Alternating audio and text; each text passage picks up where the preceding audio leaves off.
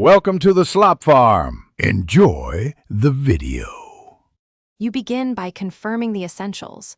Open display settings and note current resolution and scaling so you have a baseline. Next, launch Device Manager and inspect display adapters. A yellow icon means driver trouble. If the driver is outdated or generic, download the latest official GPU driver from the manufacturer now. This prevents mismatches. Once done, keep the installer handy. You will need it in the next step to reinstall or update drivers without interrupting the workflow. Now you update or reinstall the GPU driver. Run the vendor installer and choose a clean install when available. This removes old profiles that cause odd resolutions.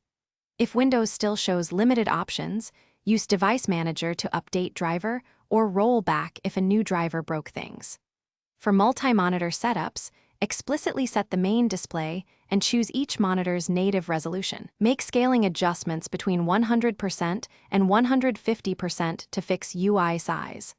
Once configured, finish by verifying refresh rate and custom resolutions. Open Display Adapter Properties, go to the Monitor tab, and select the native refresh rate. Use the vendor control panel for custom resolutions if needed. Also run Windows Update and the GPU control panel to ensure complementary updates and firmware are applied. If problems remain, boot into safe mode, uninstall recent drivers or Windows updates, and then reinstall the stable GPU driver. Key troubleshooting tip: if a new driver caused the issue, roll back immediately. This often restores correct resolution.